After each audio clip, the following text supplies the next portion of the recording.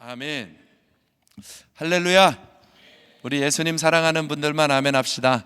아멘. 우리 앞뒤 전후자와 한번 인사 나눌까요? 잘 오셨습니다. 큰 은혜 받으세요. 인사하겠습니다. 잘 오셨습니다. 큰 은혜 받으세요. 잘 오셨습니다. 우리 한 번 더 인사하지요. 사랑합니다. 축복합니다. 이렇게 인사하겠습니다. 사랑합니다. 축복합니다. 사랑하고 축복합니다. 정말 사랑하고 축복합니다. 주의 은혜가 오늘도 함께 하는 줄 믿습니다. 오늘은 먼저 기경하라라는 제목으로 함께 말씀을 나누고 싶습니다. 지금 부활절을 앞두고 사순절이 시작되어서 가고 있습니다. 이 사순절은 예수 그리스도의 순환 또 그 은혜를 생각하면서 경건히 우리 자신을 돌아보고 주의 은혜를 깊이 새기는 기간이지요. 이때에 주의 은혜가 깊이 다가왔으면 좋겠습니다. 하나님의 아들이 이 땅에 오셔서 십자가에 죽으시고 행하신 은혜를 꼭 기억하게 되는 우리가 되기를 원합니다. 반드시 오셔야만 하셨습니다. 반드시 해주셔야만 할 일이 있으셨습니다. 그래서 하나님이 하늘 보좌를 버리고 이 땅에 오신 거예요. 우리에게 반드시 오셔야 됐고 우리 각 사람에게 반드시 해주셔야 할 일이 있으셨어요. 그래서 이 사순절을 지나가면서 예수님이 나에게 반드시 해주셔야만 했던 일이 무엇인가, 그것이 우리 안에서 깊은 감격이 되기 시작하면 신앙의 맛이 나는 것입니다. 하루하루 살아가는 즐거움이 생기는 것이죠. 이번에 그런 은혜가 회복되기를 바랍니다. 어느 목사님이 그러셨어요. 우리가 교회 다니면서 듣는 많은 단어들 중에 하나만이라도 정말로 믿으면 우리의 삶은 완전히 바뀌어지게 될 것이다. 하나님에 대한 단어, 예수님, 천국, 지옥, 십자가, 죽음, 심판, 마귀, 뭐가 됐든지 성경에서 나오는 단어 하나를 정말로 믿으면, 정말 실제가 되어서 내 마음을 움직일 정도로 두려움이 올 만큼 이걸 믿으면 하나님, 예수님, 천국, 지옥, 십자가, 죽음, 심판, 마귀, 어떤 단어든지 성경에서 하는 말이 정말로 믿어지면 바뀌지 않을 사람이 없다. 지옥을 정말로 믿으면 바뀌지 않을 사람이 없고, 심판을 정말로 믿으면 바뀌지 않을 사람이 없고, 예수님이 누구신지, 하나님이 무엇인지, 피조물이라는 것이 어떠한 것인지, 죄가 얼마나 무서운 것인지 정말로 알면 바뀌지 않을 사람이 없다고. 이 사순절을 지나가면서 주님과 우리의 관계가 깊이 닿아져가는 은혜가 있기를 주님의 이름으로 축복합니다. 죄와 고통, 저주, 죽음, 이 우리의 인생을 덮고 있는 모든 문제를 제하고 완전히 다시 새롭게 만드시고 새롭게 시작하시려고 허락하신 은혜가 예수 그리스도의 십자가 은혜입니다.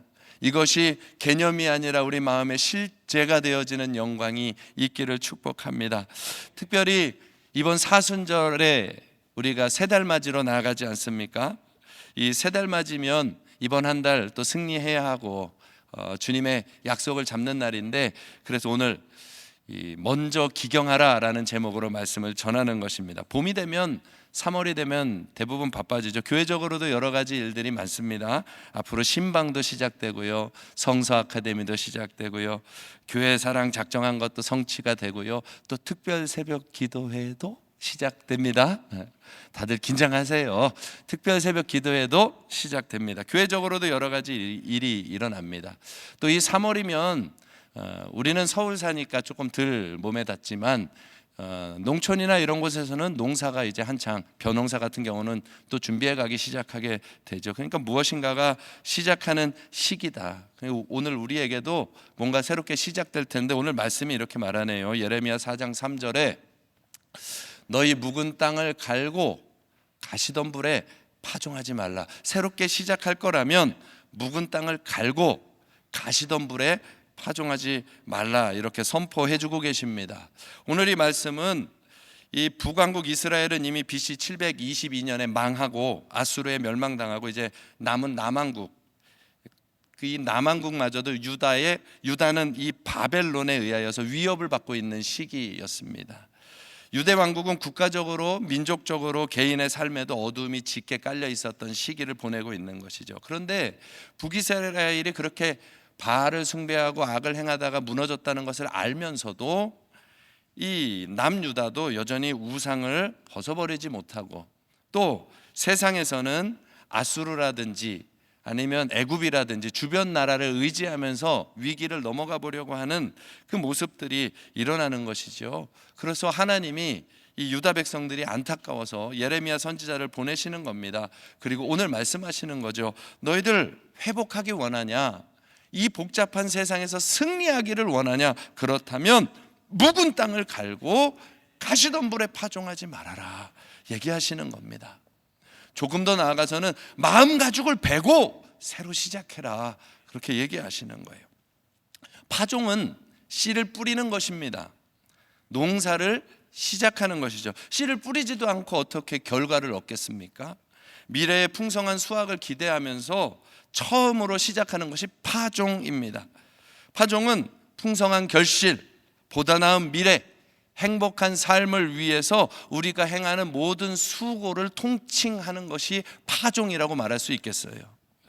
그래서 오늘 말씀에 그러잖아요. 유다와 예루살렘 사람에게 명한다. 유다와 예루살렘 사람들에게 명한다.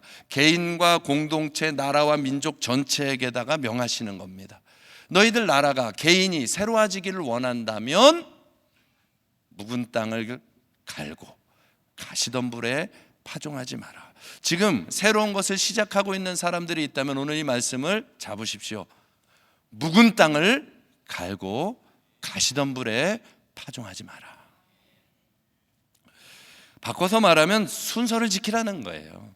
우리가 올해 먼저 하나님의 나라라고 했는데, 여러분 저 말씀을 우리의 삶에 깊이 새겨두시고 순서를 잡으셔야 되는 겁니다. 저 말씀만 가지고는 도대체 어떤 일이 일어날지 우리는 잘 모르겠죠. 여러분 매일 먹는 밥으로 여러분 인생이 어떻게 바뀌어지시나요? 잘 모르겠죠. 그런 것과 같은 거예요. 그러나 매일 먹는 밥을 안 먹으면 어떻게 되죠? 점점 말라가고 죽어가는 것입니다. 먼저 하나님의 나라라고 하는 것은 우리 인생을 끌어가는 핵심 밥과 같은 거예요.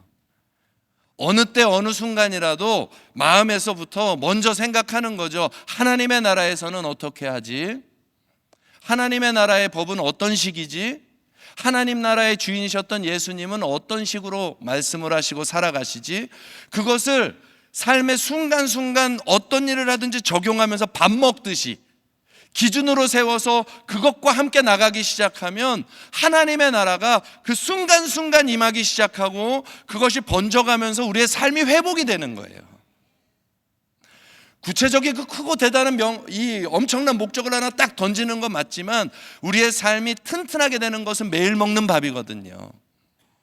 순간순간 저 기준으로 하나님, 여기서 하나님의 나라는 무엇을 원하는 것입니까? 예수님이 어떻게 살아가시나요? 그것을 끊임없이 던지시면 우리의 삶은 우리도 모르는 사이에 놀랍게 회복되어 있는 것을 보게 될 것입니다. 이 순서를 잡아야 돼요. 파종에도 원칙이 있는 것입니다. 씨를 뿌리면 농사가 시작되는 것 같지만 씨를 뿌리기 전에 먼저 할 일이 바로 땅을 갈고 가시덤불을 제하는 것이다 이 말이에요. 순서를 지켜야 돼요. 씨를 뿌리면 곡식이 나겠지만 밭을 가는 것부터입니다. 돌도 제하고 거친 것도 빼내야 되는 것입니다.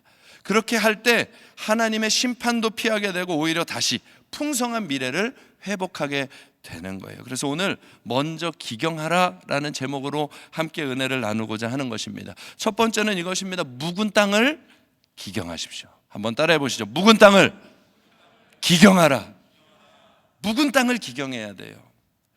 묵은 땅을 갈고 가시덤불에 뿌리지 말라고 했는데 원래 버려지고 묵은 땅에 자라나는 것이 가시덤불입니다.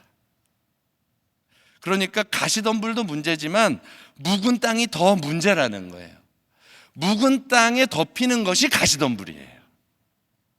가시덤불은 창세기 3장에 아담과 하와가 불순종한 결과로 생겨난 저주이고 소산입니다.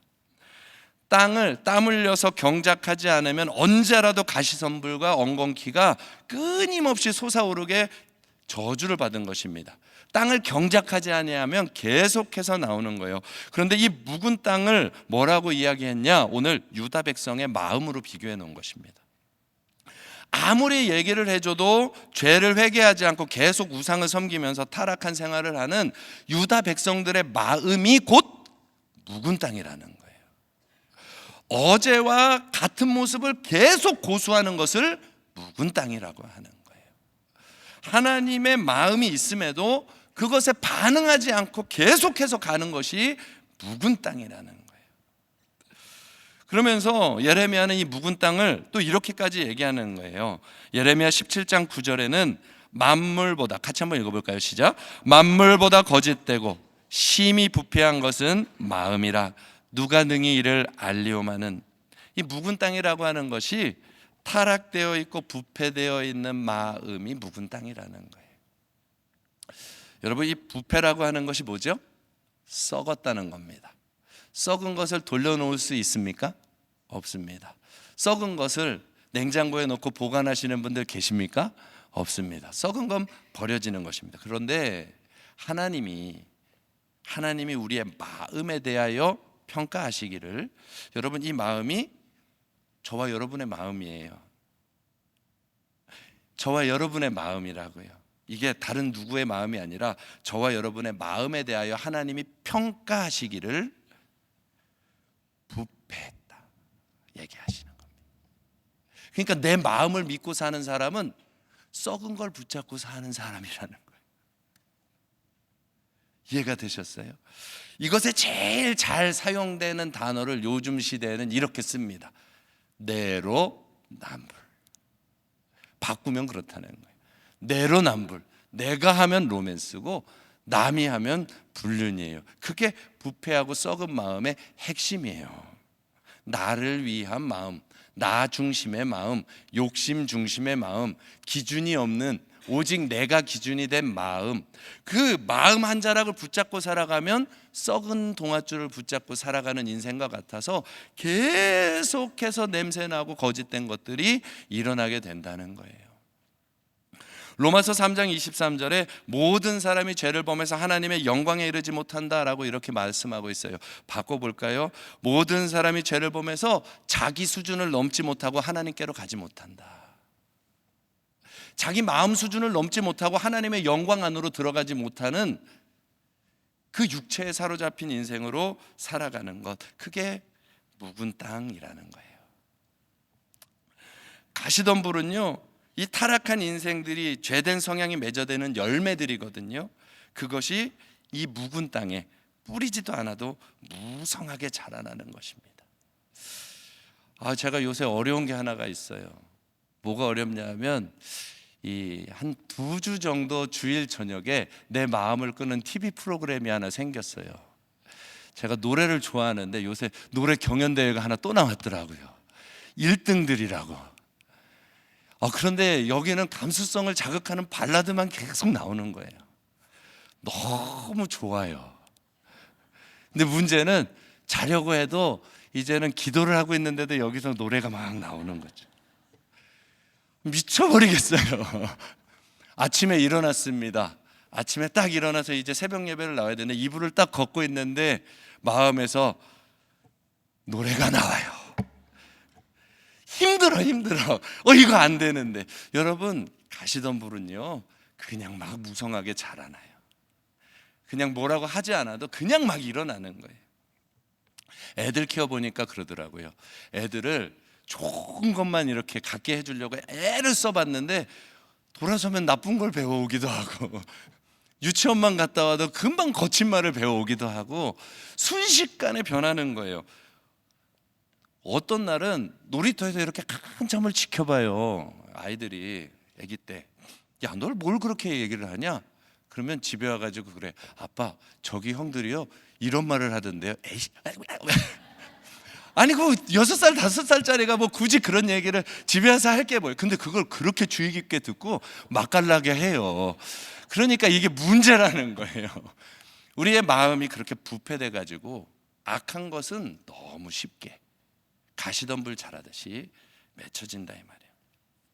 그런데 이 가시덤불이 꽉 채워지는 이 묵은 땅에는 하나님이 주시는 참된 행복의 열매들이 맺혀지기가 어려운 것입니다.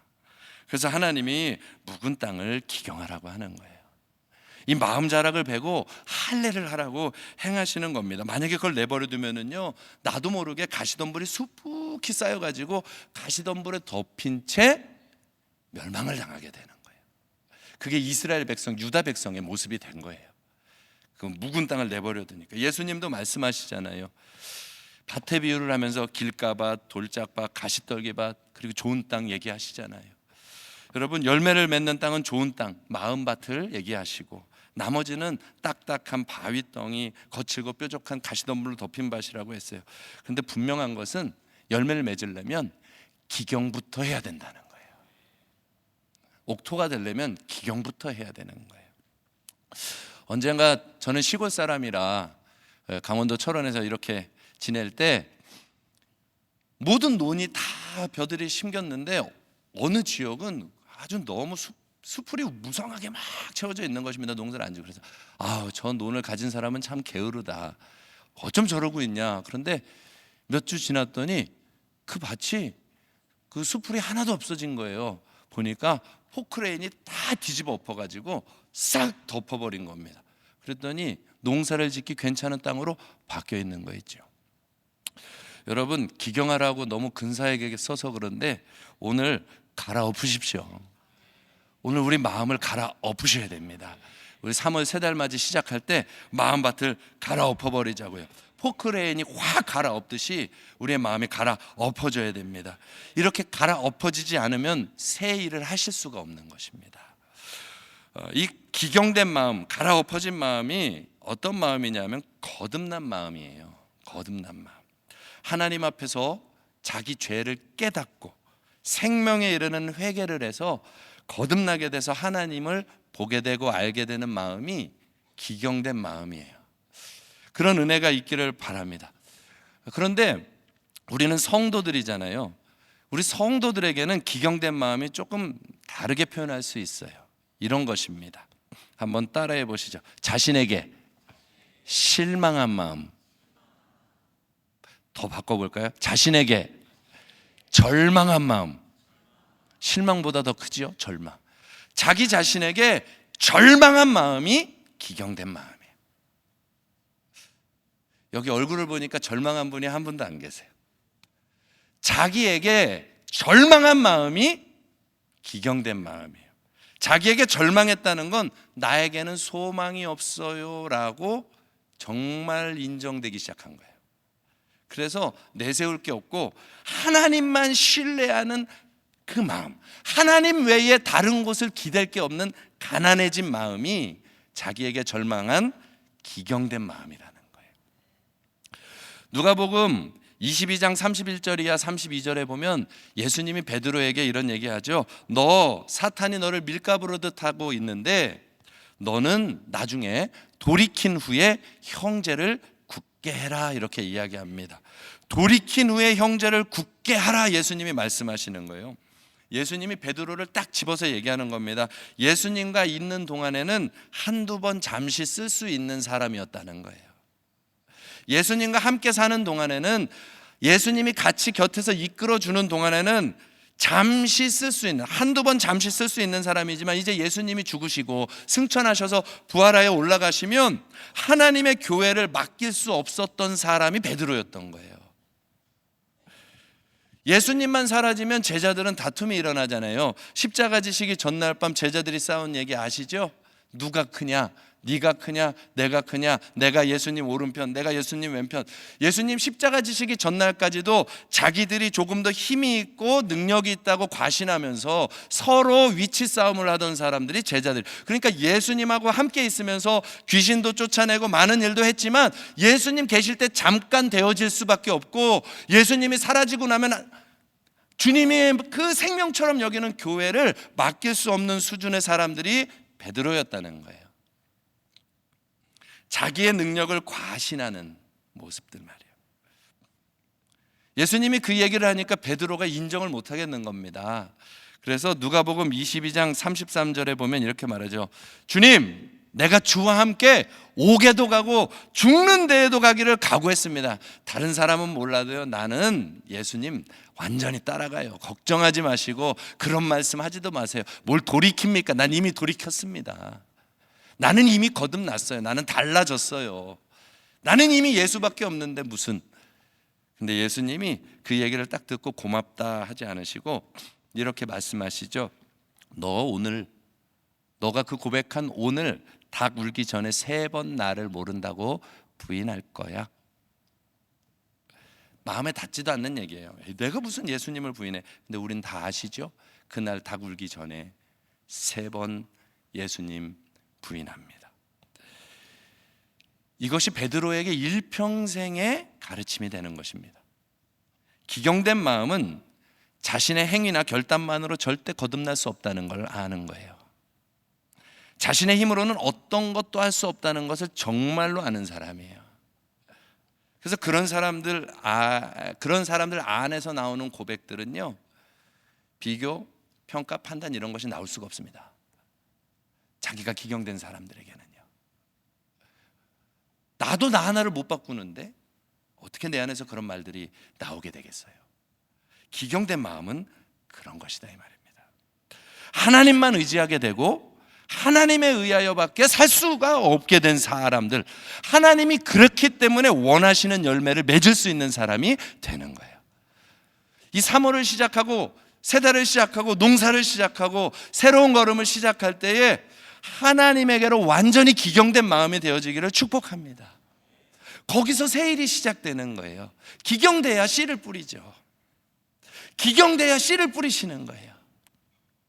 아브라함을 믿음의 조상이라고 얘기하는데 로마서 4장 19절에 보면 참 좋은 표현이 하나가 나오죠. 사라의 태가 죽은 것을 알고도 믿음이 약해지지 않았다, 이렇게 이야기합니다. 여러분, 이 말이 그냥 애 못 난다 이렇게 깨달은 게 아니에요. 인생으로 딱 가지고 가보셔야 돼요. 여러분, 아브라함은요, 애를 못 낳는 줄 알았는데 하갈을 들여다가 살아보니까 아이를 낳더라고요. 맞죠? 나중에 그두라라고 하는 여인을 데려다가는 나중에 100살이 넘고 120살이 넘어도 그 여인을 데려다가 애를 숨풍숨풍 잘 낳더라고요. 아브라함은 자기에게 아이를 낳게 할 능력이 사라지지 않았다는 걸 알고 있었을 거예요. 그 사실들을 보면서 말이에요. 그럼 문제는 누구예요? 문제는 사라의 태가 죽은 거예요.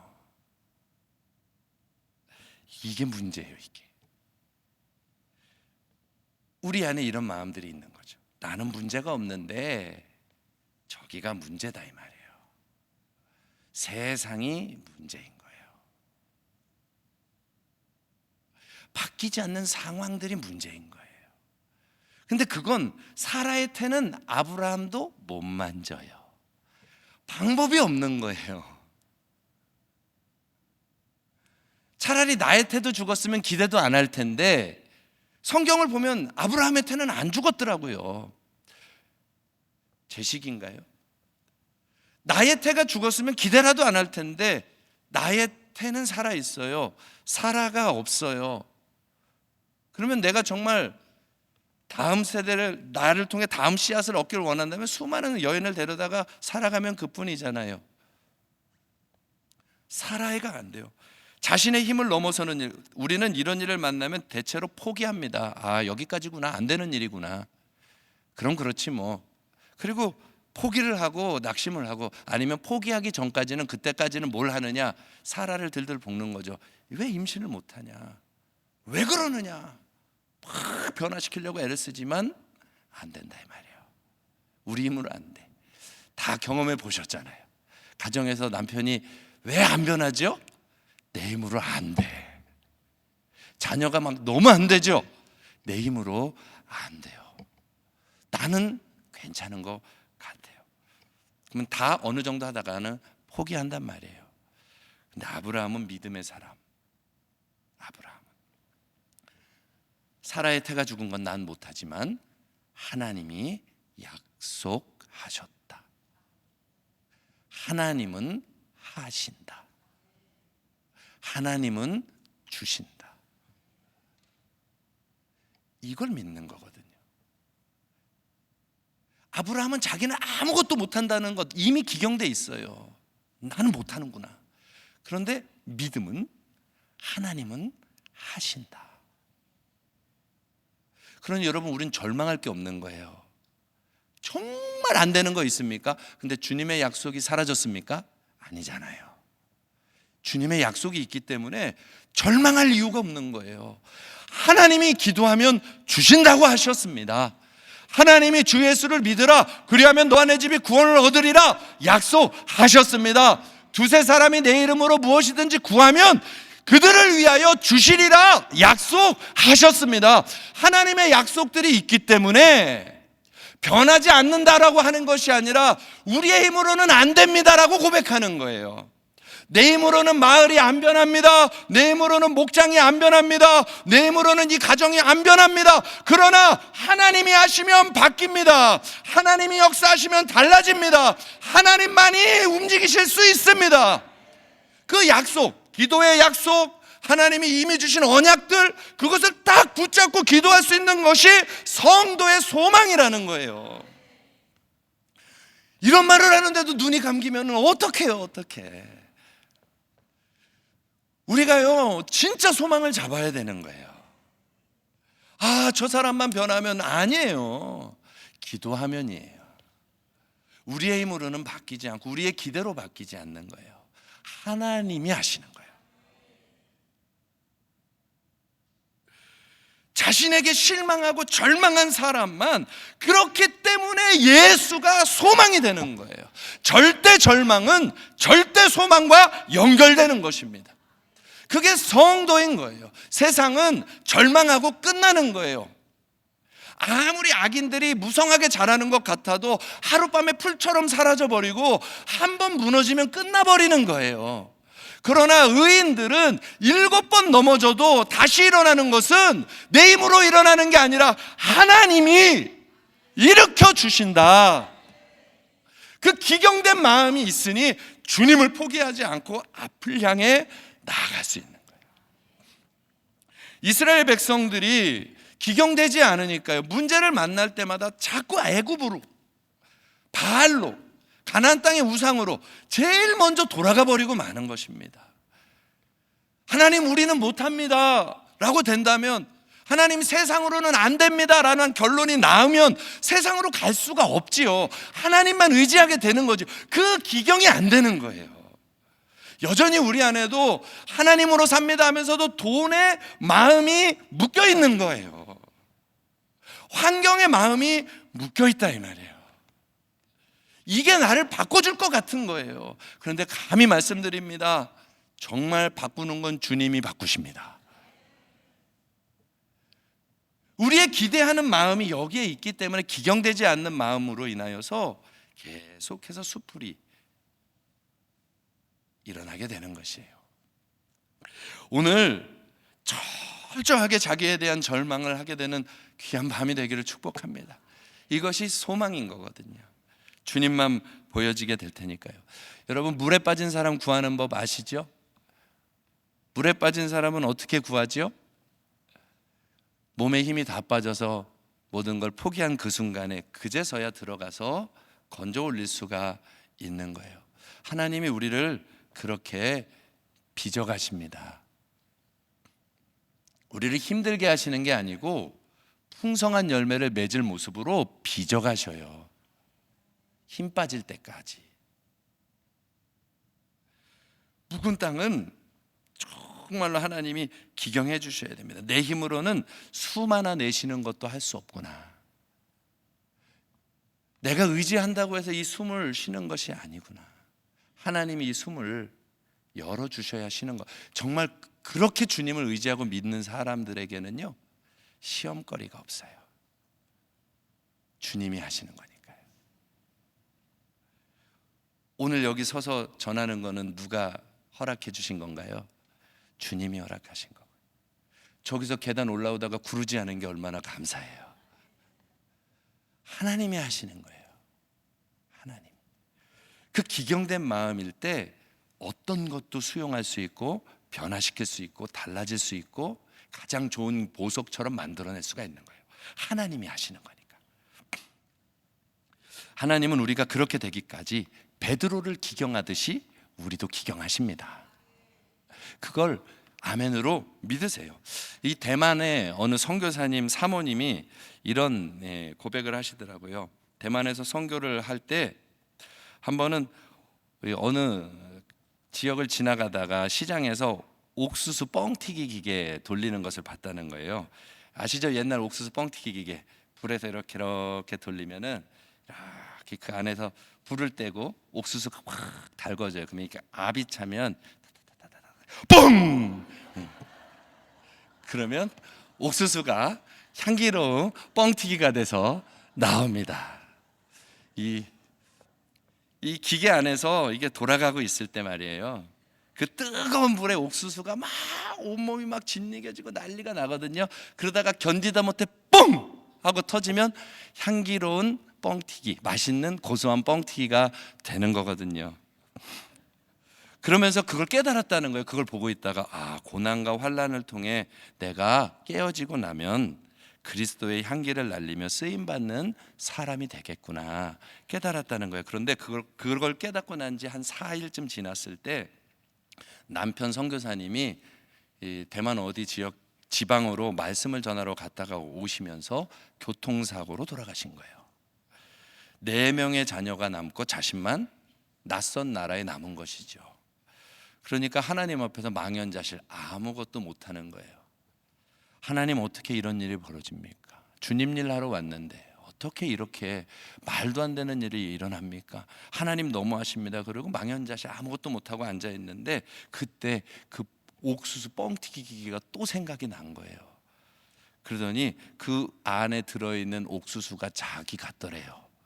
그러더니 이렇게 생각이 들더랍니다. 대부분의 옥수수는 불같은 시련을 만나면 막 하다가 결국엔 견디지 못해 뻥 터져서 향기로운 뻥튀기가 되고 옥수수가 되는데, 그 중에 어떤 옥수수들은 불 속에서 깨어지는 과정에 더 쪼그라든다는 거예요. 원망하고 불평만 하다가 쓴뿌리가 생기고 그렇게 새까맣게 타버리고 말거나 더 딱딱하게 굳어져서 그리 뻥 터지고 나오면 그 딱딱한 먹을 수 없는 옥수수 알갱이가 되어 있는 거예요. 내가 작년에 우리 전도팀이 주는 팝콘 먹다가 이가 부러질 뻔했거든요. 위에 있는 거 다 맛있어서 먹다가 털어넣었는데 너무 딱딱한 게 이를 씹어가지고 부러질 뻔했어요. 그런 옥수수가 있더라고요. 근데 이 얘기를 보니까 너무 생각이 나는 거야. 그렇구나. 상처, 아픔, 원망, 그것이 쓴뿌리가 돼서 똘똘똘똘똘 계속 뭉쳐지면 그것이 결국에는 다 타버리고 이 수분까지도 다 사라져버리면 먹을 수조차 없는 옥수수가 되어서 나온다면 그 옥수수는 뻥튀기 기계에서 너무 아쉽게 끝나버리는 것이죠. 근데 그 장면이 딱 그렇게 떠올라지면서 이분이 생각한 거예요. 나는 어떤 길을 선택할 것인가 하고 스스로에게 물었다는 거예요. 나는 어떤 길을 선택할까? 터질까? 쭈그러들까? 그리고는 하나님 앞에 진지하게 기도하면서 결단했다는 거죠. 남편이 남기고 간 사역을 이어서 감당하며 믿음의 길을 가시는 겁니다. 고소한 향기 내는 옥수수 강냉이 같이 사역을, 예수님 냄새 나면서 사역을 감당하시는 분이 된 거예요. 사랑하는 성도 여러분들, 하나님이 우리의 마음을 기경하기를 원하십니다.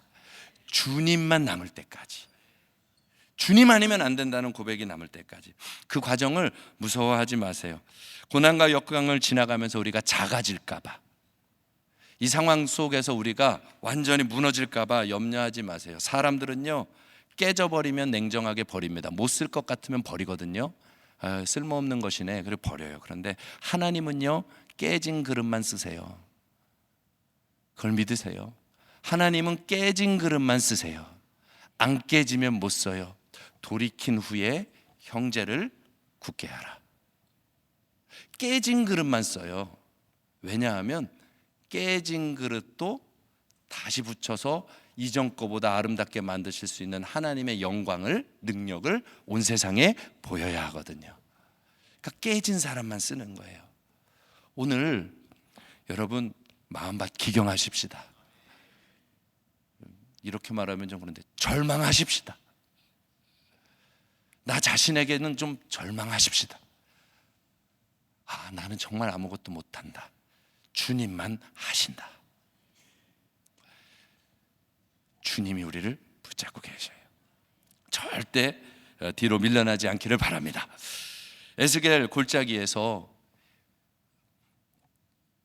하나님이 에스겔을 그 메마른 뼈들이 모여있는 그 골짜기로 데려다가 물어보죠. 이 뼈들이 능히 살겠느냐 물어볼 때에 에스겔이 이렇게 말합니다. 당연하지요? 아니야. 하나님만이 아십니다. 이 상황들이 바뀔 수 있겠느냐? 하나님만이 아십니다.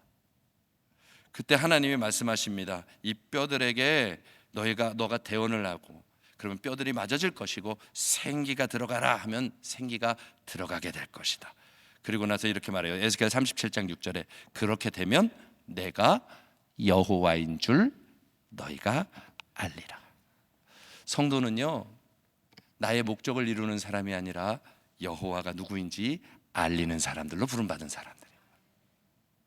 내가 원하고 바라는 것이 이루어지는 것이 아니라 우리의 모습을 통하여 여호와가 하나님이심이, 나를 바꾸시는 분이 하나님이심이, 일을 이루시는 분이 하나님이심이, 이 과정을 견뎌내게 하시는 분이 하나님이셨음을 꺼내 올려 승리를 외치게 할 수 있는 사람들로 만드는 것이 하나님의 꿈이다 이 말이죠. 그러니 지금 메마른 뼈 같다면 주 안에서 힘을 얻으시기를 바랍니다. 주님이 그 깨진 그릇을 가장 완벽하게 만들어내실 것입니다. 주 안에서 일어서시기 바랍니다. 우리 그렇게 주님만 의지하는 마음으로 이 찬양 하나 부르고 다음 말씀을 이어가도록 하겠습니다. 우리 나의 죄를 씻기는 우리 함께 힘있게 찬양하고 주님만 의지하는 마음으로 찬양하고 우리 말씀을 계속 이어가도록 하겠습니다. 할렐루야. 예수 피밖에 없습니다. 평안함도 소망도 예수 피밖에 없습니다. 영원토록 우리가 할 말도 예수 피밖에 없습니다. 이 고백 오늘부터 삶 속에 가득 채워지기를 바랍니다. 누굴 만났다? 예수 피가 만나게 하셨구나. 어떤 일이 시작됐다? 예수님이 하게 하셨구나. 그렇게 주님을 끊임없이 부르는 거예요. 거기에 하나님이 새 일을 행하십니다. 그게 기경된 마음의 핵심이에요. 두 번째는 가시덤불을 기경하라는 거예요. 한번 따라해 봅시다. 가시덤불을 기경하라. 이 가시덤불을 기경하라는 말, 가시덤불에 파종하지 말라 그러잖아요. 가시덤불이 무성한 곳에다가 파종해봐야 열매는 안 맺혀지거든요. 그러니 이 가시덤불을 제거하라는 것이죠. 유다 백성들에게는 계속해서 가시덤불이 나는 거예요. 세상에 대한 두려움, 염려들 때문에 우상도 찾고 아수르도 찾고 애굽도 찾고 주변으로 자꾸 돌아가는 것이죠. 예수님이 말씀하셨잖아요. 가시덤불 밭은 세상 재리 유혹 때문에 결실하지 못한다. 염려 때문에, 근심 때문에 결실하지 못한다는 거예요. 이것을 바꿔서 얘기하면 뭐냐 하면 완전한 순종의 결단으로 나아가지 못하는 마음이라는 거예요. 선택적 순종의 삶이 바로 가시덤불의 삶이라는 거예요. 한번 따라해 보시죠. 선택적 순종의 삶. 선택적 순종의 삶이 가시덤불이라는 거예요. 할 수 있는 것은 하고 할 수 없을 것 같은 건 안 하고, 그러니까 이것이 뭐가 하나님의 뜻인지 무엇이 내 뜻인지가 분간이 안 되니까 계속해서 갈등하게 되는 것입니다. 그러다가 열매를 맺지 못하는 것이죠. 하나님의 뜻과 계획과 그 모든 것은 선명하게 주어져 있지만 내가 늘 선택적으로 선택해 왔기 때문에 하나님의 뜻이 열매 맺을 상황임에도 불구하고 그것을 보지를 못하는 거예요. 이제까지 살아왔던 가시덤불 같은 삶 때문에 이게 하나님의 일인지 나의 일인지 분간이 안 되게 되는 거예요. 그래서 오늘 가시덤불을 기경해야 되는 거예요. 완전한 순종의 결단으로 시작해야 된다는 것입니다. 저도 이런 고민을 정말 크게 했던 때가 있어요. 우리 아이들을 양육하면서 초등학교를 처음 보낼 때 대안학교를 보내야 되냐, 대안학교가 이제 막 생기는 학교가 하나 있었고 일반 학교를 보내야 되느냐, 일반 학교를 보내면 애 신앙이 무너질 것 같고 확 너무나 걱정이 되는 거죠. 세상 가치들, 이 잘못된 인권교육들 이런 것들로 인해서 무너질 것 같고. 그런데 대안학교를 보내자니 기존에 있는 대안학교들은 값이 너무 비싸서 우리 형편으로는 안 되고 새로 생기는 학교를 보내려고 하는데 거기는 말 그대로 조그만 교회에서 시작하는 대안학교인데 보내려니까 학교가 없어지면 그 다음엔 어떡하지? 이제 염려가 되고, 또 혹시나 대안학교는 나중에 다 검정고시나 이런 것들로 다 통과를 해야 되니까 중간에 혹 이동이라도 하게 된다거나 목회자가 무슨 일이 생겨서 움직이게 되면 이 아이의 학력이 중학교까지 갔다가 순식간에 또 뭐가 이상해지거나 하면 걱정이 되잖아요. 그러니까 이 실제적인 걱정 때문에 이제 등록할 날은 다가오는데 해결이 안 되는 거예요. 마음 한켠에서는 대안학교를 보내야 될 것 같은데 이 두 가지 염려가 계속 되니까 아무것도 시작을 못하게 되는 것입니다.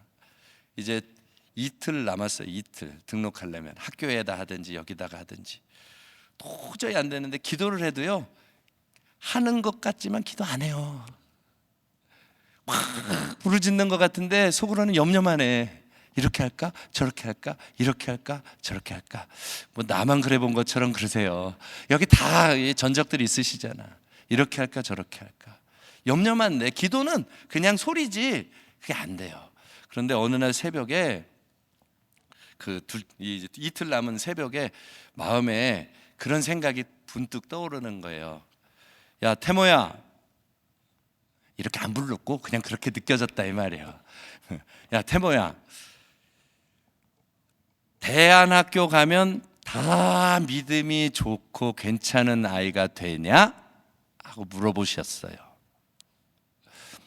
그 대답했죠. 아니요, 하나님이 지켜주셔야 되죠. 뭐 다 되나요? 그리고 났더니 그 다음엔 이렇게 물어.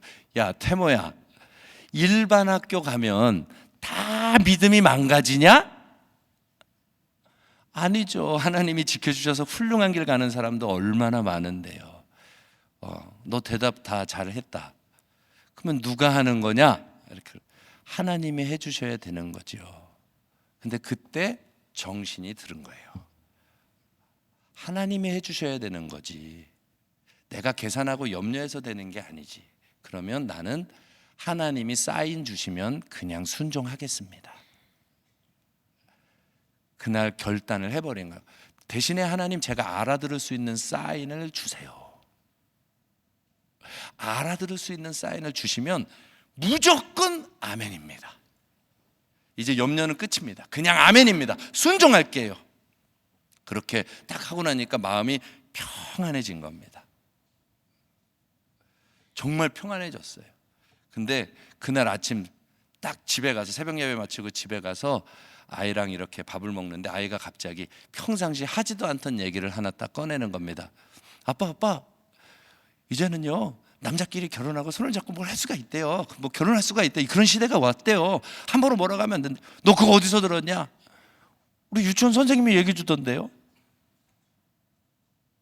이제까지 그런 얘기를 한 번도 안 했다니까요. 근데 아침에 하나님 사인을 주세요 하고 간 그날 아침에 그 얘기를 하는 거예요.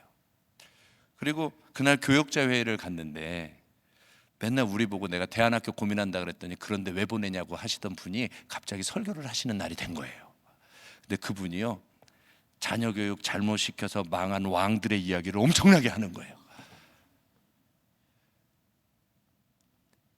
믿음으로 안 키우면 자녀들은 무너지게 됩니다 하는 메시지가 그 교역자 회의 때 그렇게 쏟아붓는 거예요.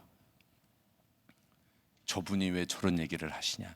그리고 그분이 그날 설교할 분도 아닌데 바뀌어가지고 앉아가지고 하시는 거더라고요. 그런 사인이 그날만 여러 개가 오는 거예요. 그래서 아멘 하고 보내게 된 것입니다. 이후의 결과는 어떻게 됐냐? 여러분 아직 그 진행 중이에요. 주님이 만들어 가시는 거죠. 그때 내가 걱정했던 대로 됐어요. 떠나서 올라왔고 대안학교가 아니고 일반 학교로 가게 되었어요. 그때 그거 걱정했거든요. 나중에 학업이 어떻게 되어서 유지가 안 되면 어떡하나. 근데 그대로 되었어요. 실수하신 건가요? 아니요. 하나님이 하시는 일은 주님이 이끌어 가실 것이고요, 나는 오늘 주님의 음성에 순종할 뿐인 것입니다. 에이, 뭐 저렇게 말하면 나도 말해. 여러분, 그러면 제가 다시 말씀을 바꿔드릴게요. 여러분들이 고민하고 결정해서 성공한 거 있으세요? 계획한 대로 된 거 많으세요? 없죠? 똑같은 거예요. 우리의 미래는 하나님이 가장 아름답게 만들어 가시는 겁니다. 그리고 순간순간 우리의 길을 알려주십니다. 인도하십니다. 그 순간순간 선택하는 기준이 저거라는 거예요. 먼저 하나님의 나라. 그걸 가지고 기도하면 선명해져요. 우리의 감정이나 염려로 자꾸 흔들어서 그렇지 이미 답은 명확해요. 그것을 완전한 결단으로 순종하는 것입니다. 사무엘상 28장의 말씀에 보면 사무엘이 죽었어요. 그랬더니 사울왕이 이제 이 나라도 신앙을 굳게 지켜야 되겠다고는 온 이스라엘의 신접한 자와 박수들을 다 내쫓아버리기 시작합니다. 정책을 세운 거죠. 그러니까 와, 사울왕이 이 나라를 믿음으로 세우네, 어마어마한 히트를 친 겁니다. 그런데 블레셋하고 전쟁이 벌어진 거예요. 사무엘이 죽었다고 하니까 드디어 때가 됐다. 블레셋이 쳐들어온 겁니다. 너무 불안한 거예요, 사울이. 그리고는 너무 불안해서 선지자들을 부르는데 사무엘상 28장 6절에 보면 여호와께서 꿈으로도 안 가르쳐주고 우림으로도 안 가르쳐주고 선지자로도 그에게 대답하지 아니하고 아무 소리도 안 하시는 거예요. 자, 물어볼게요. 아무 소리도 안 하면 신접한 자 다시 데려오는 것입니까? 하나님의 뜻은 명확한 거예요. 그런데 이 불안함을 잠재우고 싶어서 신접한 여인을 데려오라. 누구를 통해서라도 내가 승리할 것이라고 하는 말을 듣고 싶다. 우리 같으면 이런 거예요. 누구를 통해서라도 내 마음이 이해되기를 원한다. 요즘 이제 지방 선거를 앞두고 있는데 내가 당선될 거라고 말해줄 사람을 원한다. 여러분, 결국에 다시 처음 자리로 돌아가는 거예요. 그게 가시덤불이라는 거예요. 다시 처음 자리로 돌아가는 게 가시덤불의 역사라니까요. 믿음으로 쭉 완전한 결단을 가지고 나가야 되는데 다시 처음 자리로 돌아가게 만드는 것이 가시덤불이라고요. 그 가시덤불을 기경해야 새 것을 심을 수가 있는 거예요. 거기서 새 것이 나오는 거예요. 오늘 주님의 은혜가 임하기를 바랍니다. 누가복음 5장 1절에서 11절에 보면 베드로가 그물 던지는 얘기 아시죠? 예수님이 오셨어요. 그리고 나서 말씀을 다 전하시고 배를 조금 띄워라 말씀을 다 전하시고 이렇게 이야기합니다. 시몬에게 이르되 깊은 데로 가서 그물을 내려 고기를 잡으라. 이 그물을 씻고 있었거든요. 그곳에서 깊은 데로 가서 그물을 던지라 그랬는데 우리가 잘 알죠? 말씀에 의지하여 내가 가겠습니다 이렇게 하잖아요. 그런데 제가 요번에 이 성경을 연구하고 뭘 하다 보니까 어느 이 목사님이 원어를 연구하시면서 그 안에 깊은 것을 얘기하시더라고요. 예수님이 말할 때는 그물들을 던지라 그러셨더라고요.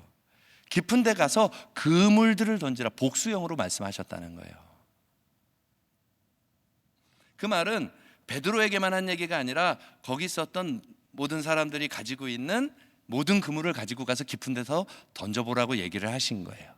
그런데 그 중에서 두 번째, 베드로가 갈 때는 내가 그물을 던집니다 했을 땐 단수로 내리는 거예요. 베드로만 혼자 가서 자기에게 있는 여러 개의 그물도 아니라 하나 있었던 그물을 던진 거예요. 그냥 말씀에 의지하여 한번 던져볼게요 하고 던졌는데 고기가 어마어마하게 잡혀가지고 그물이 찢어져 나가기 시작하고 고기들이 빠져나가기 시작하니까 동무들을 불러가지고 데려온다는 것입니다. 그러면서 얘기하는 거예요. 완전하게 헌신하지 않으니 그물이 찢어져 놓치는 일이 벌어지고 실패를 경험한 것입니다. 주님의 명령을 한번 해볼까? 혹시나 하는 마음에 호기심으로 던져봤다가 주님의 그 모든 풍성한 은혜를 누리지 못하고 문제를 만나게 되는 상황으로 바뀌었다는 거예요. 그리고 나서 그가 돌아와서 그 그물을 다 건지고 난 다음에 누가복음 5장 8절에 베드로가 이렇게 얘기하죠. 나를 떠나소서 나는 죄인입니다. 예수님을 발견한 거예요. 마음에 감동이 올라온 거예요. 저분은 정말 그리스도신가 보다. 하나님의 아들이신가 보다. 감동이 온 거죠. 우리에게로 가져오면 이건 정말 하나님의 뜻이네. 이건 정말 하나님이 기뻐하시는 선한 일이네. 이건 하나님이 내게 지금 맡기신 중요한 일들이네. 이미 마음으로 깨달아 알았다는 거예요. 근데 대부분 거기서 다시 자기 자리로 돌아간다는 거죠. 근데 베드로는 예수님이 말합니다. 무서워하지 마라. 이제 내가 후로는 사람을 취하게 될 것이다. 예수님이 그 말을 딱 하는 순간에 방금 전에는 금을 한번 던져볼까 했던 사람인데 모든 것을 버려두고 예수를 따르니라. 그 감동에 완전히 헌신하여 가버리는 거예요.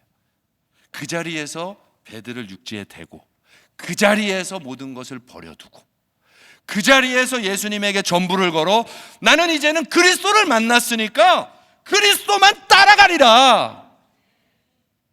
주님에게 완전히 방향을 정하고 완전한 결단을 내려버린 것이다 이 말이에요. 이게 맞을까? 저게 맞을까?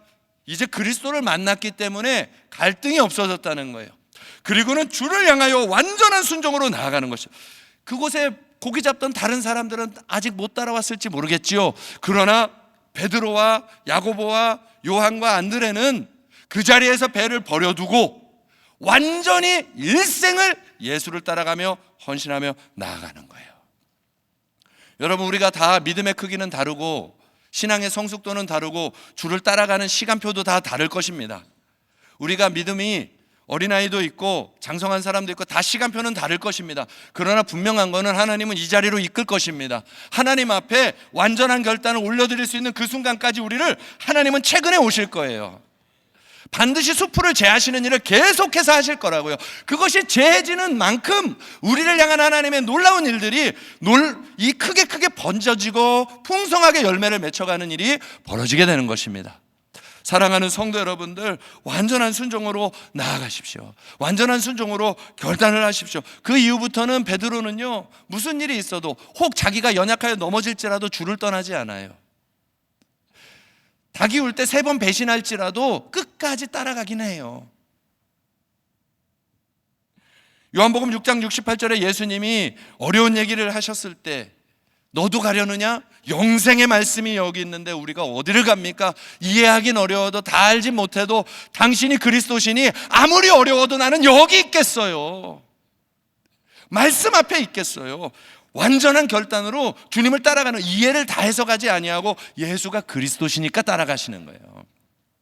요한복음 21장 17절에도 요한의 아들 시몬아 네가 나를 사랑하느냐 3번이나 예수님이 물으실 때 베드로는 대답이 한결같아요. 내가 자신은 없어도 주님 사랑하는 것, 주님 따라가고 싶은 것만큼은, 이만큼은 변하지 않고 여전합니다.